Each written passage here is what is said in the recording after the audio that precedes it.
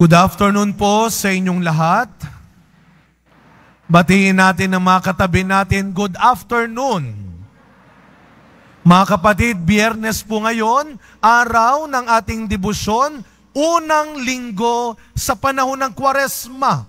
Kaya sama-sama, sabay-sabay, bigyan natin ng papurit, pasasalamat ang ating mahal na Pong Jesus Nazareno. Sabihin natin ng malakas, Panginoon, maraming salamat. Kwaresma ulit. Lent. Alam nyo ang Kwaresma, biyaya. Pero gusto ko po ipaalala sa inyo, baka magkalimutan tayo. Biyernes ngayon, ha? Ano ang dapat nating tandaan? Day of abstinence. Bawal ang karne. Naku, patay. Hindi naman kagad sinabi ni Father, kasalanan ko pa. Dapat alam natin yan. Biyernes ngayon, abstinence. Huwag masyadong marami ang kain, hindi lang karne. Magbawas muna ng kain. Pag-aayuno, penitensya. Wala munang maang-maangan, ha? At kalimut-kalimutan. Naku, sayang, nakalimutan ko. Pero mga kapatid, kahit na ang Kwaresma ay panahon ng sakripisyo. Para kasi pag sinabing sakripisyo, no? Ang hirap-hirap, pinahihirapan natin yung sarili natin. Mga kapatid, ang Kwaresma, hindi parusa. Ang Kwaresma, biyaya. Amen? Biyaya ang Kwaresma. Bakit? Ngayong panahon ng Kwaresma, muli tayong tinatawag ng Panginoon. Ang unang pagbasa nung Ash Wednesday, manumbalik kayo sa akin. Come back to me. Ngayong Kwaresma, maniwala ka. Kung marami nang sumuko sa iyo, ngayong Kwaresma, ipinaglalaban ka ni Kristo. Binabawi ka ni Kristo. Kaya biyaya ang Kwaresma. Bigyan mo lang ng pagkakataon ng Diyos. Kaya yung gagawin natin na prayer, fasting, almsgiving, yan ay mga paraan para mabawi tayo ng Panginoon mula sa kalaban, mula sa kasalanan, mula sa kasamaan. Ngayong Kwaresma, ibigay mo ang sarili mo sa Panginoon kasi meron siyang gustong gawin sa iyo.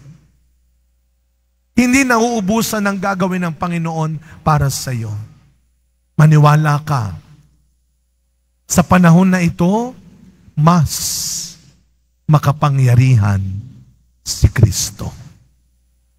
Dahil sa mga panahon na ito, kung saan iniimbitahan niya tayo na talikuran natin ang ating mga kasalanan. Nakalimutan na natin kung anuman ang mali, masamang ginawa natin at ginawa ng iba't tao sa atin. Ulitin ko, ngayong Kwaresma, iniimbitahan tayo ng Panginoon.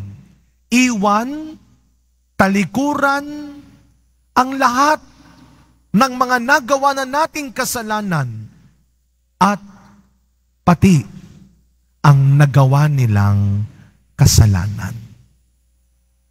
Alam niyo mga kapatid, ngayong panahon ng Kwaresma, magpipigil tayo.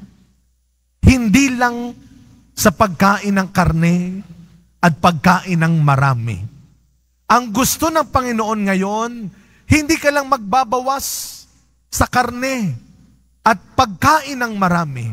Ang gusto ng Panginoon, magbawas tayo sa mga gawaing mali at ugaling mali.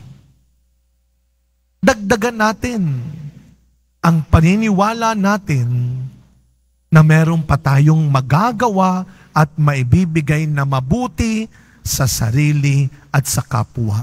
Huwag mong titipirin ang sarili mo. Huwag mong titipirin ang sarili mo. Kapag nangungumpisal tayo, eto na nga ho yung sinasabi natin, panahon ng Kwaresma, pagbabalik loob.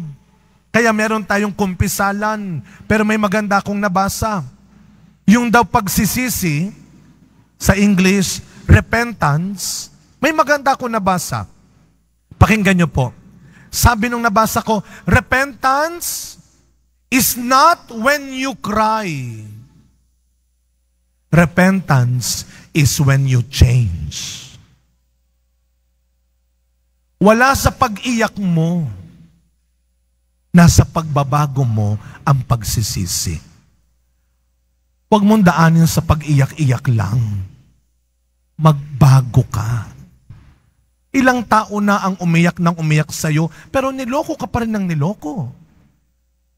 Sinaktan ka pa rin ng sinaktan. Wala sa pag-iyak mo, nasa pagbabago mo ang pagsisisi. Kaya nga, kapag nangungumpisal, meron tayong tinatawag na examination of conscience. Ano ibig sabihin nun? Ihahanda mo ang sarili mo. Ano ba yung mga kasalanang nagawa ko? Huwag mo nang tipirin ang Panginoon. Dahil ngayong Kwaresma, yun ang hinihingi niya sa'yo. Ibigay mo na sa akin lahat ng pagkakamali at pagkakasala mo. Huwag mo nang tipirin. Ay, ito isang beses ko palang nagagawa eh. Ay, ito gagawin ko pa rin naman bukas. Saka ko na ikukumpisal. Ano ka ba? Ibigay mo na lahat sa Kanya. Baka yung itinira mo, yung pang magpahamak sa'yo. Ano ang sabi ng Panginoon sa unang pagbasa natin? Sino mang makasalanan ang tumalikod sa kanyang pagkakasala ay mabubuhay at maliligtas. Ito yung magandang paalala at mabuting balita, good news. Uulitin ko, ang Panginoon ang nagsabi, huwag mo nang atupagin, huwag mo nang pansinin, at huwag mo masyadong sinoseryoso yung mga taong nagsasabing wala ka na. May pakumpisal-kumpisal ka pa? May pasimba-simba ka pa? Akala mo kung sinong malinis? Huwag niyong binibigyan ng airtime, ng espasyo sa buhay mo ang mga taong walang tiwala sa iyo. Araw-araw, may naniniwala pa rin na kaya mo pa rin magbago, na kaya mo pa rin maging mabuting tao. At ang pangako niya, talikuran mo lang. Unti-unti. Huwag kayong mag-alala. Yung pagbabago, hindi overnight yan. Hindi bukas, ikay wala ng kasalanan at hindi ka na mahinang uri ng nilalang. Unti-unti, dahan-dahan, ang mahalaga, sinisimulan mo na. Ginagawa mo na. Kaya nga, sa ating ebanghelyo, ang paalala ni Kristo, kapag ang pagsunod ninyo, kapag ang paggawa ninyo ng kabutihan ay katulad lang ng Pariseo at Eskriba, hindi kayo makakapasok. Hindi pwedeng yun na ang pwede pa. Hindi pwedeng yun lang ang kaya pa. Ang gusto ng Panginoon, araw-araw, nabubuhay ka, hindi lang ng may pag-asa, nabubuhay ka ng may pagtitiwala. Na hindi lang yan ang kaya mo. Na hindi lang yan ang meron ka. Kaya mga kapatid, sa pagpapatuloy ng ating pagdiriwang na ito, nagsisimula pa lamang ang Kwaresma. Marami pa tayong pwedeng gawin hanggat nabubuhay ka pa. Kahit na matanda ka na, kahit na hindi na ikaw ang nasa una, ang nasa itaas, kahit na hindi ka na kasing bango, galing, talino ng iba, huwag mong kalilimutan. Hanggat nabubuhay ka pa, ang gusto ng Diyos, maniwala ka na pwede ka pa, na kaya mo pa. Araw-araw, ihanda mo ang sarili mo, lalo na ngayong Kwaresma. Dahil marami pa at meron pang kayang gawin at ibigay ang Diyos para sa iyo. Amen.